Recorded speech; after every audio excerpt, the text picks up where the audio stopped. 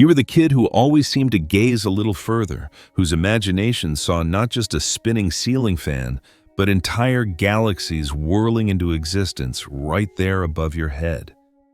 You were the one whose heart broke for strangers on the evening news, tears welling up even as everyone else in the living room barely flinched. And you know what else?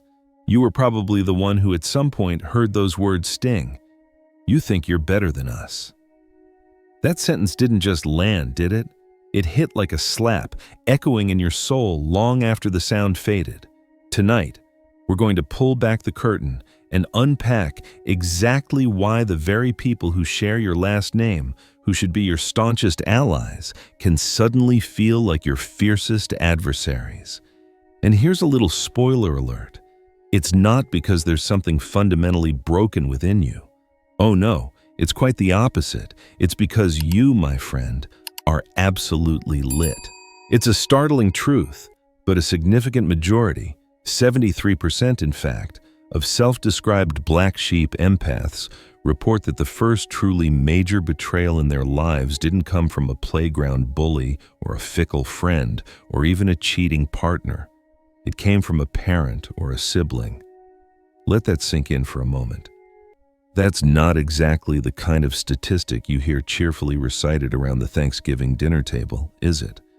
It's a quiet, often unspoken wound, but it's incredibly common. Now let's keep moving and explore why this happens. The split second, it all tilted. Can you pinpoint the exact moment, that singular pivotal second when everything shifted? Perhaps you finally gathered the courage to speak up about a long-standing family drinking problem.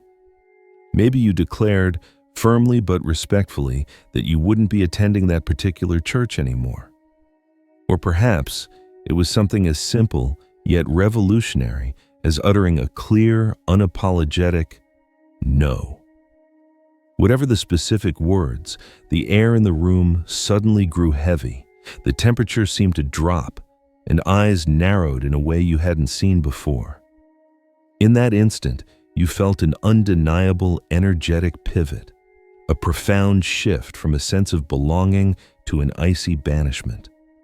For far too long, many of us spend years blaming ourselves, replaying that scene over and over, agonizing. If only I'd said it gentler, softer, differently. Stop. Right there. That pivot wasn't about your tone, your phrasing, or your delivery. It was about your frequency. You had, quite simply, outgrown the cage, and the captors, the system itself, noticed. Your vibration had shifted, and that change, however subtle, disturbed the established order. Spiritual physics, higher vibrations, break low contracts. Think of families as intricate, often delicate mini ecosystems.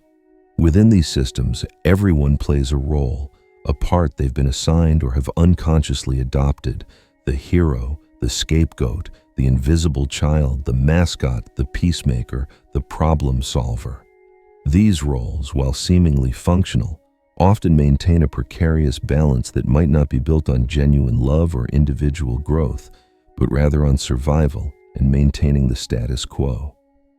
Now, when you, the chosen one, begin meditating, journaling, setting clear boundaries, or simply refusing to engage in toxic gossip, you're not just changing yourself, you're fundamentally upsetting the entire food chain of that ecosystem.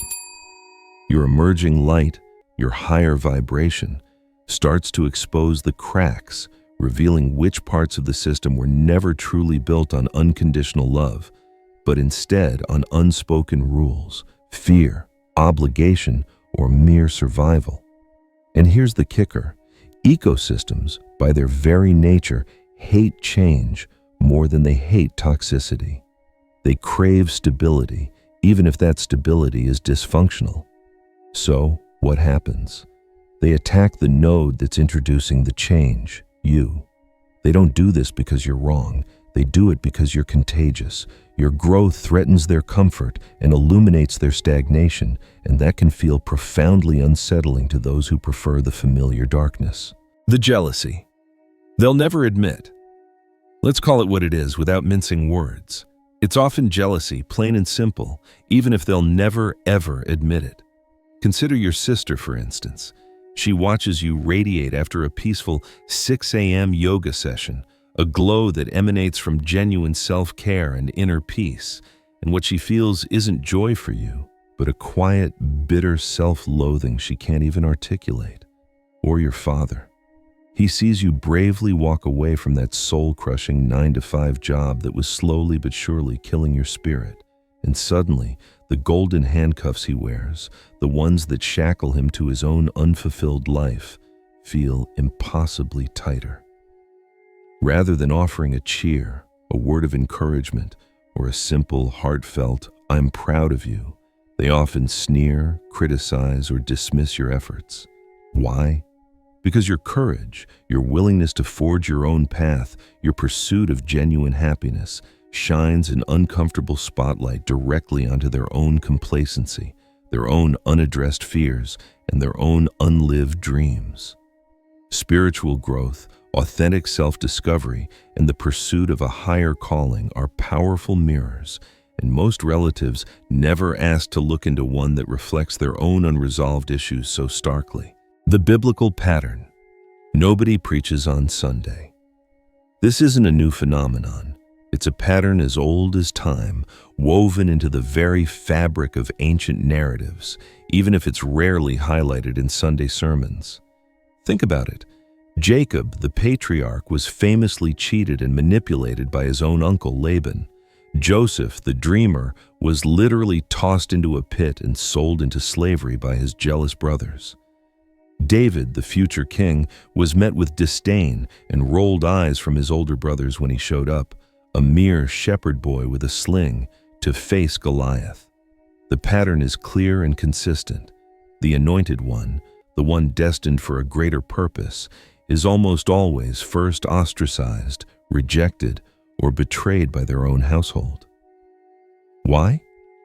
Because destiny, a grand and often daunting calling, is far easier to stomach when it manifests in a stranger, a distant figure, than when it shows up in your baby brother or your quiet daughter.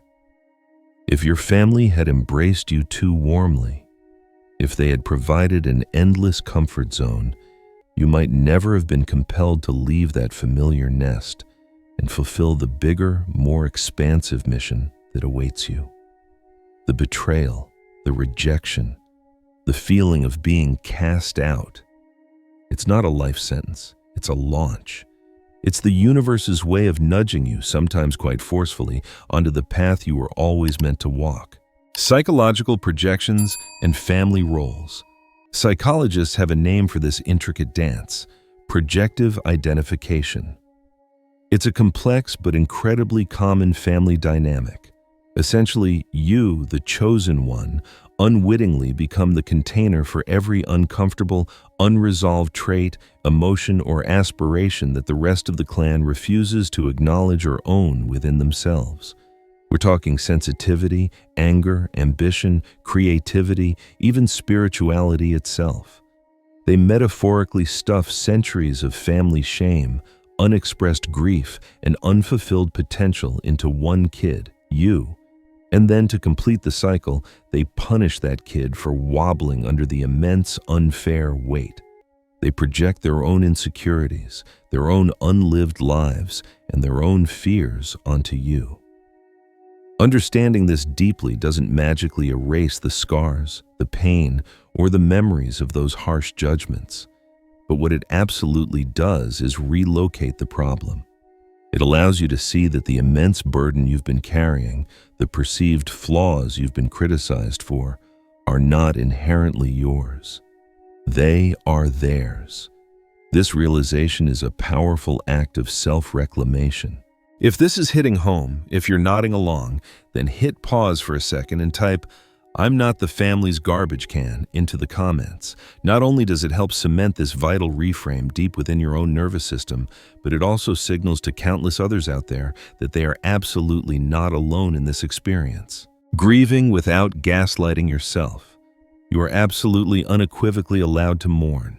Give yourself permission to cry over the birthday cards that stopped coming, the holiday invitations that ceased, or the shared laughter that suddenly faded. Allow the tears to fall for the family you thought you had, or the one you desperately wished for. Just be incredibly careful not to confuse genuine grief with self-inflicted guilt. Guilt whispers, "I caused this. I did something wrong." It keeps you trapped in a cycle of self-blame and regret. Grief, on the other hand, says, "This hurts deeply and I wish things were different."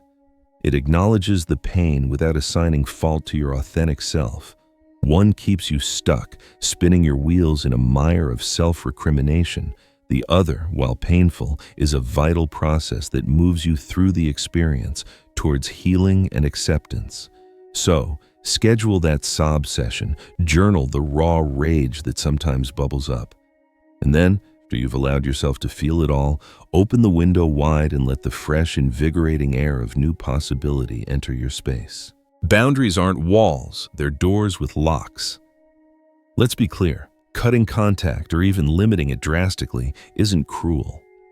Sometimes, it is an act of profound self-preservation, akin to chemotherapy. You are simply removing what's feeding the emotional or spiritual cancer so that the rest of your body, your spirit, your very being can not only survive, but thrive. If full no contact feels utterly impossible or too extreme right now, then practice what's known as gray rock. This technique involves becoming as uninteresting and unresponsive as a gray rock. Give bland, non-committal answers. Share absolutely nothing personal that can be weaponized against you later.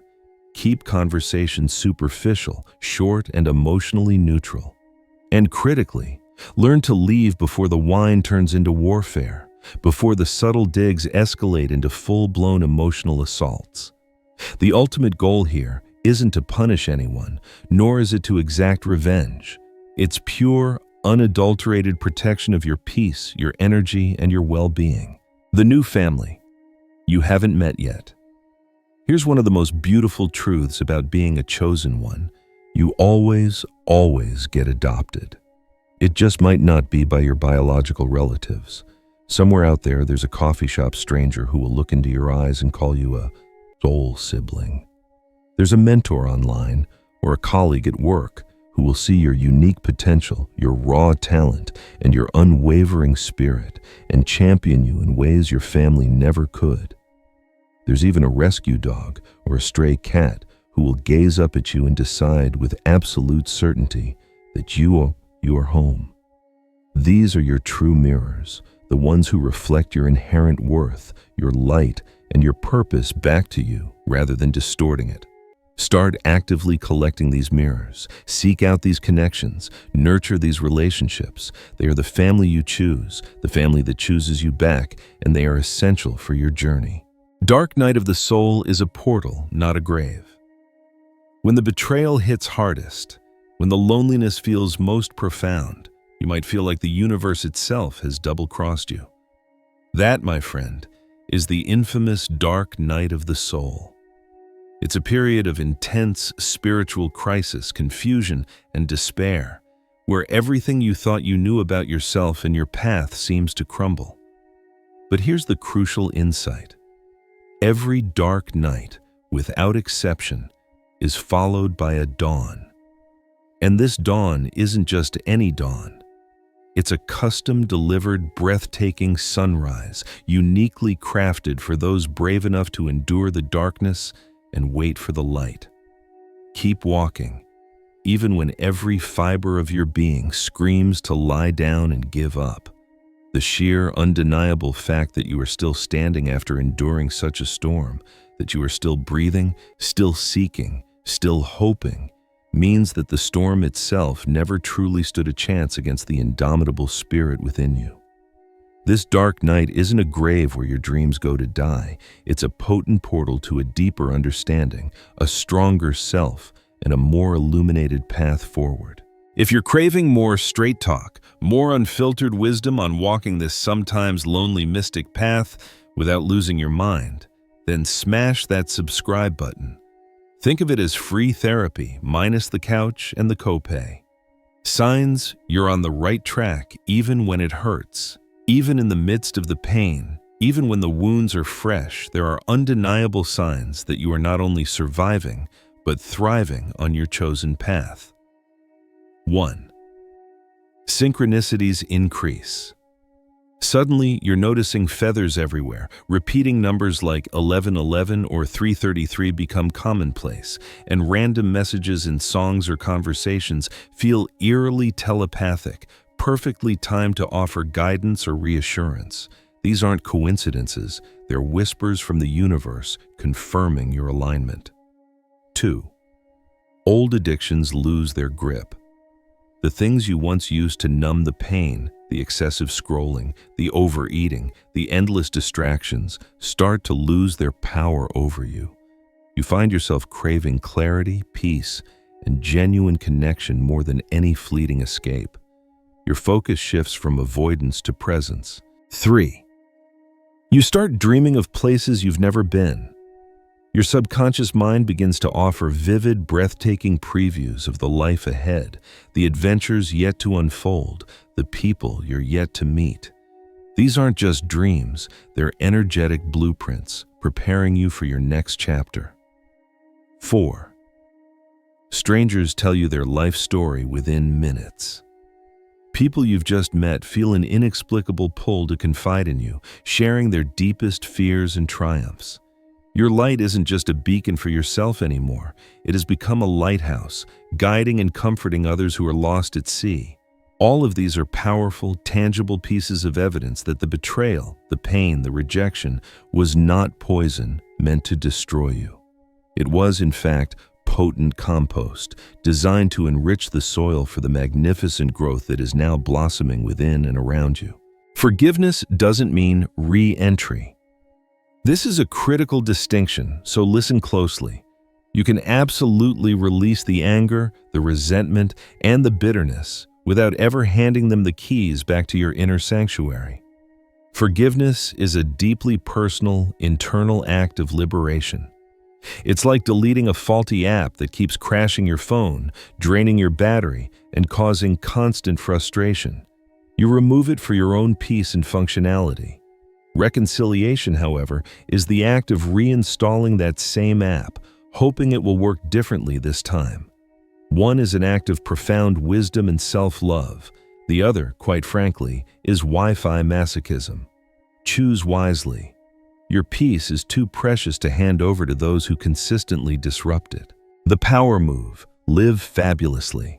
Here's the ultimate, most potent revenge against small-minded relatives, against those who tried to diminish you. Live a life so vibrant, so authentic, so utterly magnificent that they simply cannot categorize it or comprehend it within their limited worldview. Publish that book you've always dreamed of writing. Buy that one-way ticket to a destination that calls to your soul. Marry the great love who sees, cherishes, and celebrates every facet of your being. Build that nonprofit, launch that business, create that art. Every single success, every moment of genuine joy, every act of self-expression rewrites the narrative they tried so desperately to erase. Your thriving existence becomes the most powerful counterstory, a testament to your resilience and your unwavering spirit. Helping the next wave without drowning yourself. Once you've done the deep healing work, once you've integrated your experiences and stepped fully into your power, a remarkable thing will happen. Younger misfits, emerging chosen ones, will sense it. They will gravitate towards your light, instinctively knowing you understand their struggle. You will feel a natural, profound compulsion to lift them up, to guide them, to share your wisdom. Do it, absolutely. But, and this is crucial, always remember to keep your own oxygen mask firmly on first. Mentor from a place of overflow, not from a place of depletion. You cannot pour from an empty cup.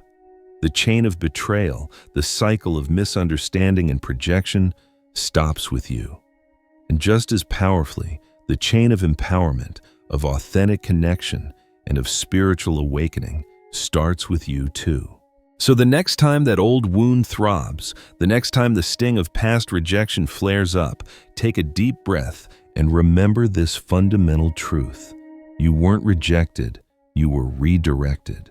The family system that, for whatever reason, couldn't hold your expansive light, couldn't understand your unique frequency, ultimately became the launching pad for a life that absolutely will.